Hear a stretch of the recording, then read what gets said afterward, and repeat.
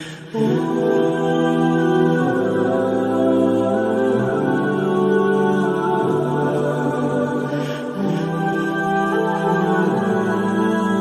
اس میں ایک دوسرا پہلو بھی ہے.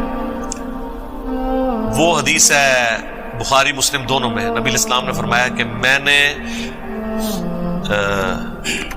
چند وائزین کو جہنم میں کولو کے گدے کی مانند اپنی انتڑیوں کے گرد چکر کاٹتے ہوئے دیکھے. جس طرح ہمارے یہاں کولو کا بیل ہوتا ہے نا، وہ گندم کے سٹوں میں سے دانے الگ کرنے کے لیے وہ بیل چلایا جاتا تھا، یا کنویں سے پانی نکالنے کے لیے وہ گول چکر کاٹتا رہتا ہے. تو میں نے وائزین کو دیکھا کہ اپنی انتڑیوں کے گرد وہ، جس طرح گدے بھی یوز ہوتے تھے نا عرب میں، یہاں تو زیادہ تر بیل یوز ہوتے ہیں، اور اہل جہنم پھر اس کے گرد جا کے جمع ہوتے ہیں کہ حضرت صاحب ہم تو جہنم میں آئے ہیں، آپ کیوں؟ آپ تو شیخ التفسیر تھے اور استاذ العلماء تھے، آپ تو یادگار اسلاف تھے، تو آپ یہاں کیا کر رہے ہیں؟ تو وہ کہیں گے کہ افسوس، جو ان چیزوں کا ہم تمہیں حکم دیتے تھے نا کہ کرو، ہم خود کوئی نہیں کرتے تھے، اور جن چیزوں سے ہم تمہیں منع کرتے تھے ہم خود اس سے منع نہیں ہوتے تھے. اور اس کا کلائمیکس وہ حدیث ہے جو میں نے کربلا والے ریسرچ پیپر میں ڈالی ہے، بندہ کانپ اٹھتا ہے. صحیح مسلم میں شروع میں آپ کو حدیث مل جائے گی 177 179، یہ دو حدیثیں ہیں مسلم شریف میں کتاب الایمان میں، اور امام مسلم اسے ایمان والے چیپٹر میں لے کے ہیں. ایک تابعی عبداللہ بن عمر سے یہ حدیث بیان کرتے ہیں کہ نبی علیہ السلام نے فرمایا کہ اللہ تعالیٰ نے جب بھی کسی نبی کو مبعوث کیا نا، تو اس کے چند مخلص ساتھی ہوتے تھے جو اس کے پیغام کو لے کے چلتے تھے. یعنی اس میں خود رسول اللہ بھی شامل ہے، اور اس کو سپورٹیو سورہ مریم کی آیت بھی ہے کہ انبیاء کے جانے کے بعد ناخلف لوگ ان کے جانشین بن کے، جنہوں نے نمازیں ضائع کی اور شہوات کی پیروی کی، ان قریب انہیں دوزخ کی وادی غی میں پھینکا جائے گا. اس کانٹیکسٹ میں میں نے یہ تفصیلی حدیث بیان کی تھی. عبداللہ بن عمر سے ایک تابعی کہتا ہے کہ میں نے عبداللہ ابن مسعود سے یہ حدیث خود سنی تھی کہ نبی علیہ السلام فرمایا جب کبھی بھی کوئی پیغمبر دنیا میں آیا نا، اس کے ساتھ یہی ہوا ہے کہ اس کے چند مخلص ساتھی ہوتے تھے جو اس کے پیغام کو لے کے چلتے تھے. پھر جب وہ ساتھی آہستہ آہستہ دنیا سے جانا شروع کر دیتے تھے، یعنی فوت ہو جاتے تھے، تو ان کے جانشین ایسے لوگ بنتے تھے کہ وہ کچھ کہتے تھے جو کرتے نہیں تھے، اور وہ کچھ کرتے تھے جس سے منع کیا گیا ہوتا تھا شریعت میں. ایسے جو لوگ ہیں، ایسے حکمران جو ہیں، ان کے ساتھ جو ہاتھ سے قتال کرے وہ مومن ہے، جو زبان سے قتال کرے وہ مومن ہے. جیسے میں قتال کر رہا ہوں زبان سے، قتال کے لیے ضروری نہیں ہاتھ ہو، دیکھیں نا کیسا قتال ہے، زبان سے ہی سارے علماء ذبح ہو گئے ہیں. آپ کو یہ علمی لاشیں ان کی نظر نہیں آ رہی ہیں، چلتے پھرتے مردے ہیں. یہ کہتے ہیں نا، وہ بندہ کہتا ہے زیادہ غم لگ جائے، کہتے ہیں زندہ لاش ہے. تو یہ سارے فرقوں کے علماء زندہ لاشیں بنی ہوئی ہیں، کیونکہ یہ زبان سے ان کے ساتھ قتال کیا ہم نے. تلوار تو بھی اٹھائی نہیں ہے، امید ہے تلوار تک نوبت نہیں آنی. امام مہدی آ جائیں گے، یہ ویسے ہی طلقاء ہوں گے، یہ انشاءاللہ ہمارے ساتھ مل جائیں گے آ کے. ان کو ویسے ہی اس وقت ہم نے معاف کر دیا. 4 مہینے کا ٹائم دینا ہے، یا تو آ جائیں ہمارے ساتھ، ادروائز جہاں پائے جائیں قتل کیے جائیں. یہ سب طلقاء ہوں گے انشاءاللہ امام مہدی کے زمانے میں. اور پھر نبی علیہ السلام نے فرمایا کہ جو دل میں ان سے قتال کرے وہ بھی مومن ہے. یعنی دل میں تو قتال وہی لوگ کریں گے نا جو عوام الناس ہے. اب یہ حدیث کو ذرا دیکھیں اور حضرت حسین ابن علی کا آپ کریکٹر دیکھیں.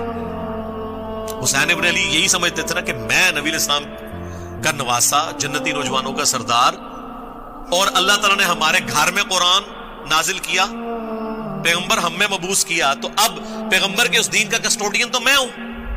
اور پھر جو سورۃ المائدہ میں آتا ہے، کیوں نہیں روکا ان کے رہبان اور احبار نے انہیں حرام خوریوں سے.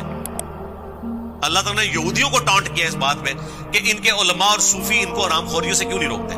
تو نبی علیہ السلام کی وفات کے بعد نبی علیہ السلام کے بہاف پہ وہ کون سے علماء تھے جنہوں نے حکمرانوں کو برائیوں سے روکنا تھا؟ اہل البیت. حسین ابن علی یہ سمجھتے تھے. لوگ کہتے ہیں لوگ سمجھاتے سن، او یار وہ لوگ سانو نہیں سمجھا سکتے، ساڈے کول بولنا سن انہوں سمجھا دئیے کہ اللہ دے بندے ہو اے آیتاں نے حدیثاں نے. تو حسین ابن علی، اور یہی دیکھیں جو حضرت حسین کو سمجھانے والے تھے ان کو تو سمجھ نہیں آئی ہوئی تھی، لیکن حضرت حسین کے مخالفین کو سمجھ آ گئی تھی. اسی لیے دیکھیں وہ جب تک حسین سے بیعت نہ ہو جائے وہ سکون سے نہیں بیٹھے. پوری دنیا نے بیعت کر لی ہے، خیر ہے, ان کو پتہ ہے کہ ہماری ملوکیت لیجیٹمائز اس وقت ہوگی جب حسین اس کو مانیں گے, کیونکہ حسین کے ماننے کا مطلب ہے کہ ہماری ملوکیت لیجیٹمائز ہو گئی ہے, جو وارث رسول ہیں, پیغمبر کی اولاد ہیں, انہوں نے ہمیں مان لیا. اچھا یہ بات ان کو بھی سمجھ تھی کہ جب تک حسین بیان نہ کرے نا اے تے جعلی حکمران ہی اے تاندلی دے حکمران اسی جدوں تک اے نہ مان لیں, ان کو یہ سمجھ تھی. تو میرا ایک کلپ بھی تھا اس میں, the difference between the natures of ابن علی and ابن عمر, یعنی حسین ابن علی وہ کیوں اتنے ہارڈ لائنر تھے اور دوسری طرف عبداللہ ابن عمر کیوں سافٹ تھے. یہ حدیث وہ تابعی کہتا ہے جب میں نے عبداللہ بن عمر سے بیان کی نا تو انہوں نے اس حدیث کو ماننے سے انکار کر دیا. یہ صحیح مسلم کے الفاظ ہیں, یہ مولانا شریف نہیں ہے, مسلم شریف ہے. اب وہ تابعی کہتا ہے, پھر میں اس پہ ذرا کامنٹس دیتا ہوں کہ وہ صحیح نہیں مان رہے تھے, کیونکہ اگر وہ اس حدیث کو صحیح مان رہے ہوتے تو ان کو یہ پتا چل جاتا کہ میں جو نیوٹرل رہا ہوں یہ تو غلط ہے, حسین کا سٹانس ٹھیک ہے. اور یہ مانتے تھے حسین ابن علی کو, وہ غلط نہیں کہتے تھے, وہ کہتے تھے یہ لوگ مکار ہیں, آپ کو شہید کر دیں گے, آپ کر رہے ٹھیک ہے. اور پھر آپ دیکھیں مجموع الزوائد کے اندر المستدرک للحاکم میں موجود ہے, ہم نے کربلا والے ریسرچ پیپر میں ڈالا ہے کہ عبداللہ بن عمر آخری وقت میں کہتے تھے کہ مجھے پوری زندگی کوئی نیکی چھوڑنے پر کوئی شرمندگی نہیں ہے, میں نے کوئی بھی گناہ کا کام نہیں کیا, نہ کوئی نیکی چھوڑی ہے, اپنی طرف سے پوری کوشش کی, سوائے ایک کام کے کہ میں نے حضرت علی کے ساتھ مل کر باغی گروہ کے خلاف قتال نہیں کیا. تو یہ عبداللہ ابن عمر کو اپنی وفات کے دنوں میں یہ بات سمجھ آ گئی تھی کہ مجھ سے غلط ہوا. اور دیکھ لیں پھر جس بنو امیہ کے خلاف وہ کھڑے نہیں ہوئے اسی بنو امیہ نے انہیں مروایا. صحیح بخاری میں ان کے پاؤں میں تیر مروا دیا تھا حجاج ابن یوسف نے, نیزہ مروا دیا تھا, اور اسی سے ان کی شہادت ہوئی ہے 74 ہجری میں. تو آخری وقت میں سمجھ آ گئی. تو وہ تابعی کہتا ہے عبداللہ بن عمر نے اس حدیث کو ماننے سے انکار کیا کیونکہ یہ تو ان کی پوری ڈاکٹرن کے خلاف تھی نا, کہ جی ان حکمرانوں کے خلاف جو ہاتھ سے قتال کرے وہ مومن ہے, جو زبان سے کرے مومن ہے. یہ ان حکمرانوں کی بیعت کیے ہوئے تھے, بخاری مسلم میں یزید کی بیعت کی تھی عبداللہ ابن عمر نے, حضرت علی کی بیعت نہیں کی کہ جی اختلاف پیدا ہو گیا, یزید کی بیعت کر لی. بخاری مسلم میں آتا ہے. پھر یہ لوگوں کو بیعت توڑنے سے روکتے بھی تھے واقعہ کربلا کے بعد, اور جن کو روک رہے تھے وہ بھی صحابہ ہی تھے نا. انہوں نے کوئی انجینئر صاحب کی ویڈیوز تو نہیں دیکھی تھی. عبداللہ ابن مطیع بخاری مسلم میں آتا ہے. تو اور یہ البدایہ والنہایہ سے ایک حوالہ پیش کرتے ہیں تاریخ ابن کثیر سے کہ محمد بن انفیہ عبداللہ ابن مطیع سے ملے تو ان کو کہا کہ میں نے تو یزید کو بڑا صوم و صلات کا پابند پایا ہے اور سنت ڈھونڈنے والا, تلاش کر کر کے اس پہ عمل کرنے والا پایا ہے. یعنی جن کے باؤ اجداد نے سنتیں ڈھونڈ ڈھونڈ کے قتل کی ہیں اس کو انہوں نے سنت کے اوپر عامل اور ڈھونڈ ڈھونڈ کے. تو عبداللہ ابن مطیع نے کہا کہ حضرت جتنا عرصہ آپ رہے ہیں نا وہاں, اتنا عرصہ میں اس نے یہ نیکی کے کام کیے ہیں, ادروائز وہ شرابی ہے اور شریعت کی حرام کردہ چیزوں کو اس نے حلال ٹھہرایا ہوا ہے. قریب آسمان سے پتھر برس پڑے. یہ کون کہہ رہا ہے؟ عبداللہ ابن مطیع صحابی. اور محمد بن انفیہ